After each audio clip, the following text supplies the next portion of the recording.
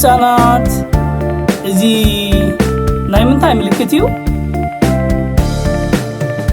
ናይ ምድማር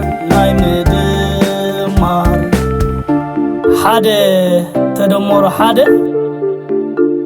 ክልተ ይኸውን ክልተ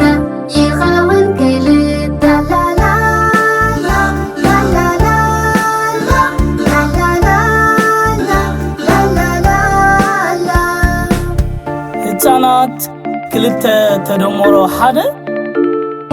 ሰለስተ ይኸውን ሰለስተ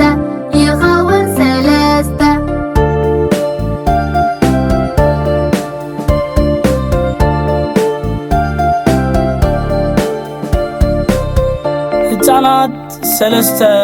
ተደመሮ ክልተ ሓሙሽተ ይኸውን ሓሙሽተ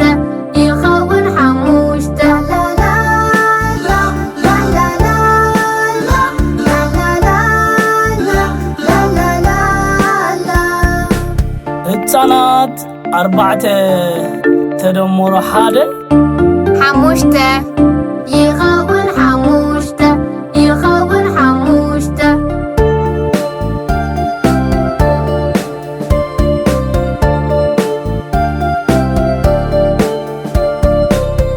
ህፃናት ሓሙሽተ ተደመሮ ክልተ ሸውዓተ ይኸውን ሸውዓተ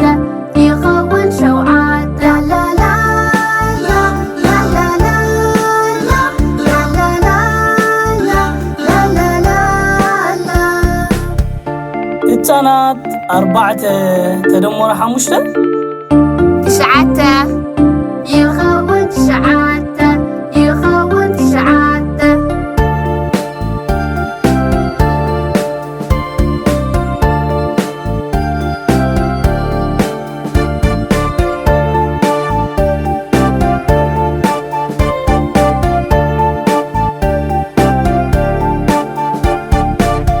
ህፃናት ሓሙሽተ ተደመሮ ሓሙሽተ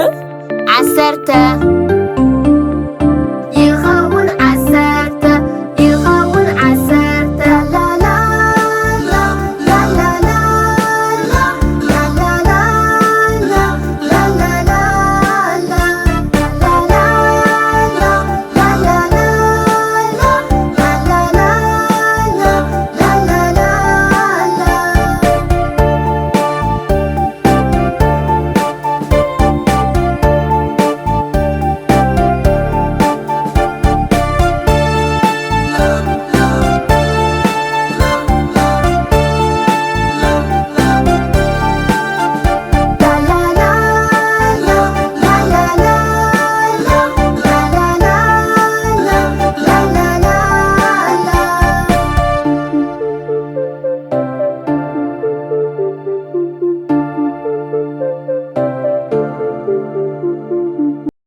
ደቅኹም ባህሎምን መንነቶምን ዝፈልጥሉ ምስ ክብርታትን ስነ ምግባርን ህዝቦም ዝራኸብሉ